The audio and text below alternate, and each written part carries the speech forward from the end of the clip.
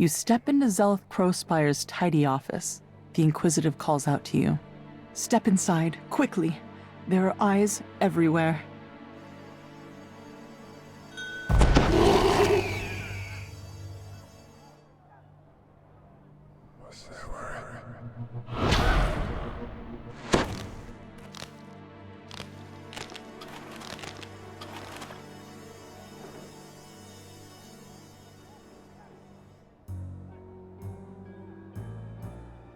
Zelith pulls a switch and nods toward the back of the building. You hear the scrape of stone on stone as the concealed back door slides open.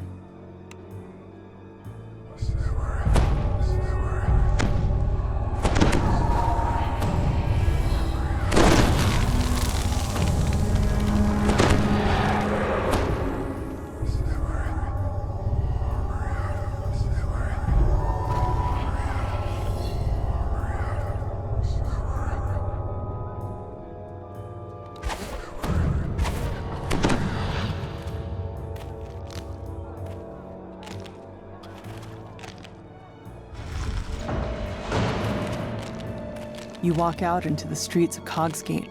Towers loom high above, so tall they block out the night sky. Anyone who knows what's good for them will stay indoors tonight. The rain of blood has fallen here, and it's up to you to mop up the mess. Despite the slurred words, you've learned more about the Dask-Boromor rivalry from the poor man. You wonder what the other residents of the neighborhood might have to say.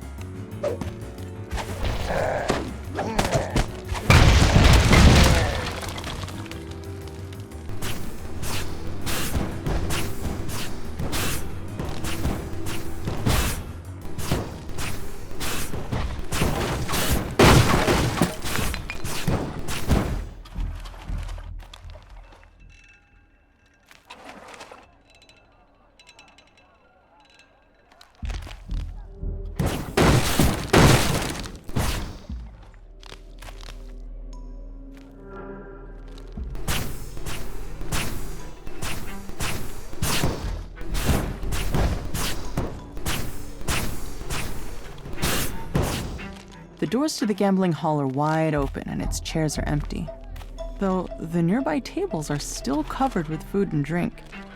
Looks like the customers left in a hurry.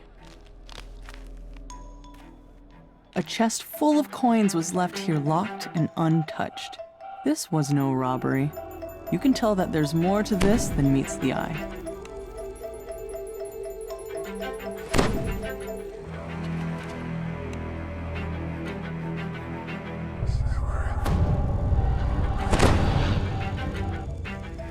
You find a crossbow bolt still lodged in the victim's side.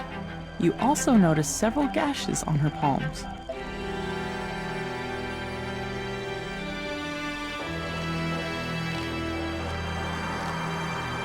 The incriminating information in this ledger would fetch a pretty price on the black market.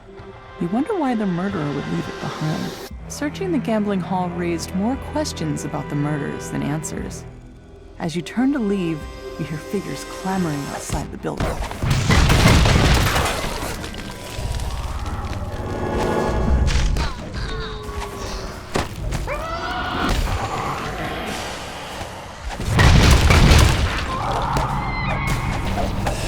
Strike down the last of this group of Dask thugs and check to make sure there are no more nearby. Now to leave the way you came.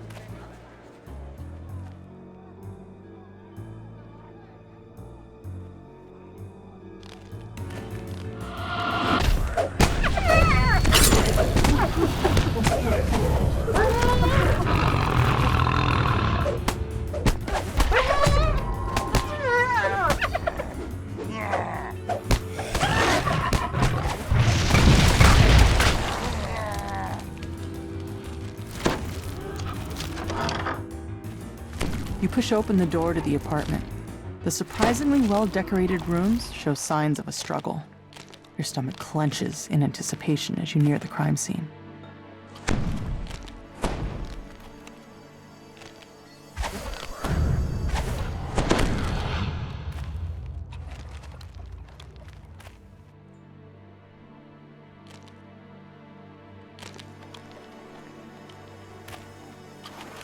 Felon had just won big, cleaning up on a match in an underground fighting ring down in the Cogs.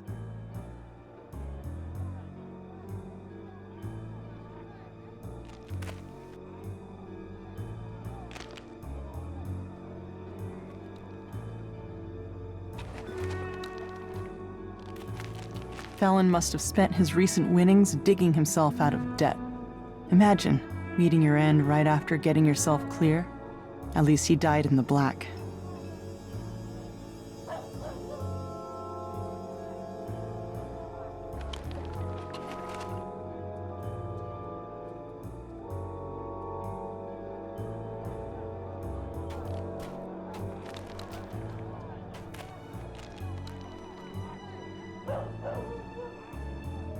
After examining the corpse, you can see that he was killed by a poisoned crossbow bolt. His last gambling ticket lies just out of reach.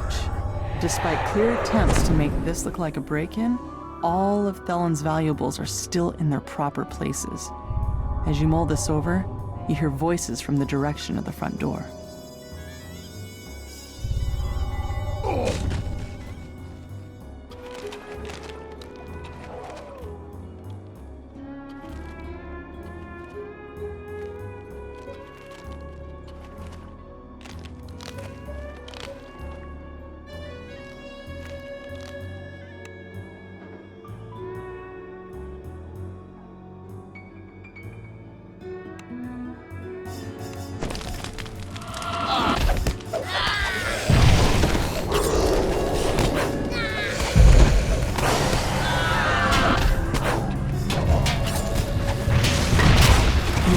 To make it past the desk thugs blocking your way. You've learned all you can about these first two crimes. You head back to the Wolf Gate, where Zealot awaits your results.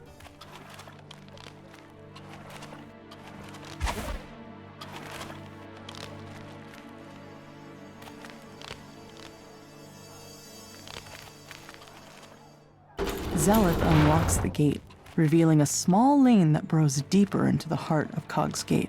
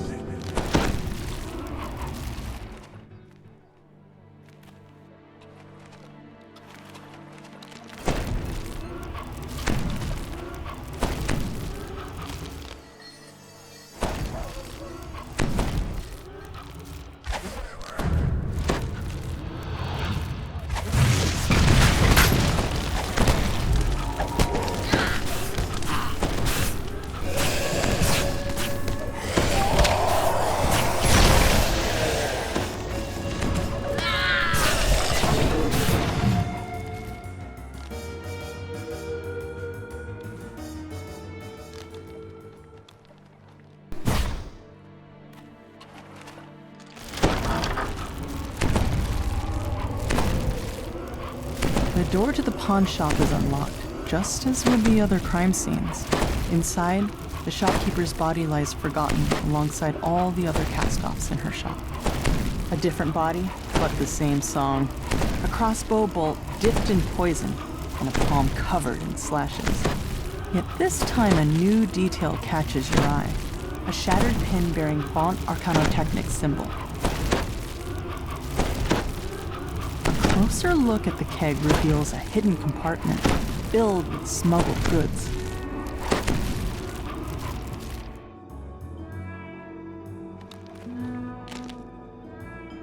Some small packages lie in the cauldron. No doubt they were hidden there so they could be fenced on the black market later. The murderer could have emptied the pawn shop, and yet only Mord's life was taken. Armed with your findings, you wonder, what connects all these gruesome crimes?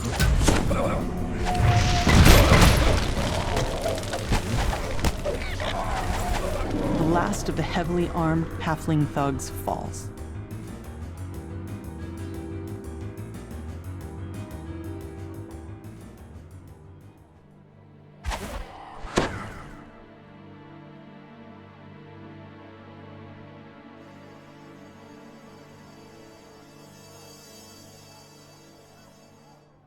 Another alley stretches before you. The more you learn about the victims, the more questions you have. You can only hope that Zulkus Crossfire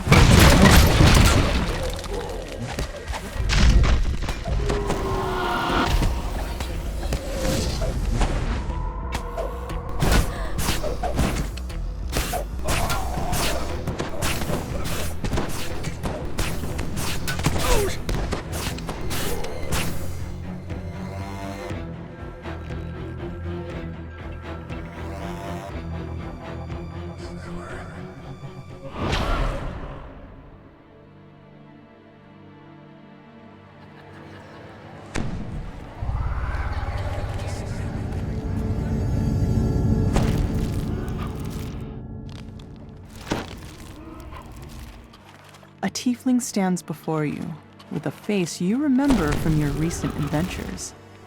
Despite your own shock at meeting him again, you hope that Zulkus is willing to answer your questions about the murders.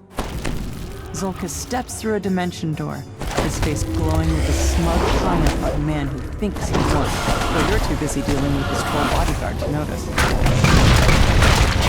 The troll topples, yet another casualty of this bloody night. Now, to meet up with Zelith.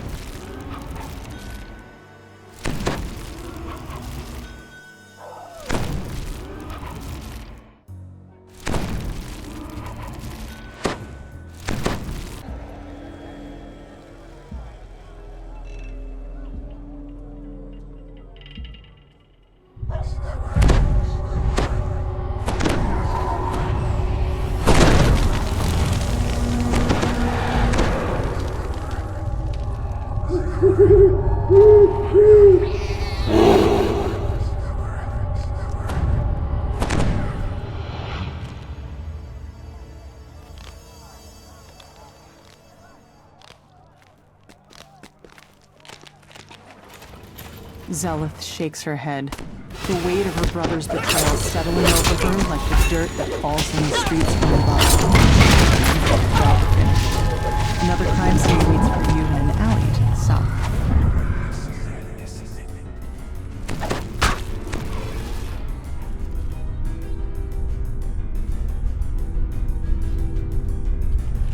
You find a security ledger embossed with Vaunt Arcanotechnic symbol.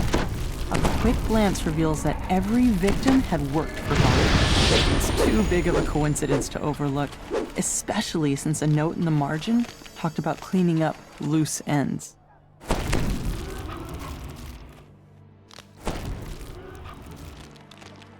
More slashes on the palm, and this time you see the pattern. You wonder how you could have missed such an important clue. The slashes were clearly the killer's signature. Whoever did this wasn't shy about letting people know. You stoop down to search the contents of Nahrim's pack. Looks like he was fleeing for his life when the murderer got to him. That ledger told you what you needed to know. The victims all worked for Vaunt and were killed because they knew too much about his operations down in the box. You strike down the last of the attackers. You can't let these poor thugs hold you back, not when you're so close to the truth. You catch up with Zelda and fill her in on the clues you found so far. She points you towards an alleyway northwest of where the goblin was last seen.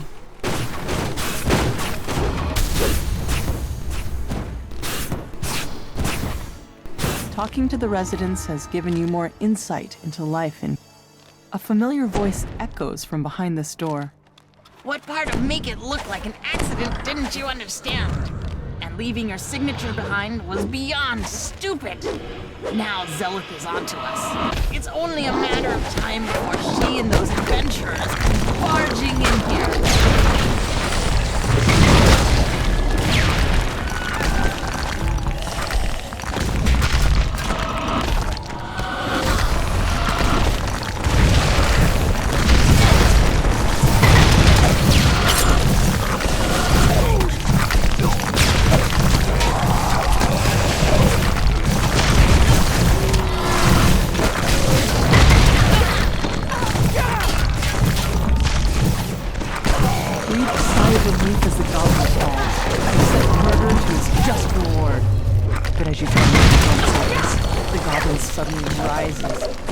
Zulkus quickly casts a dimension door. The tiefling and the goblin disappear through it.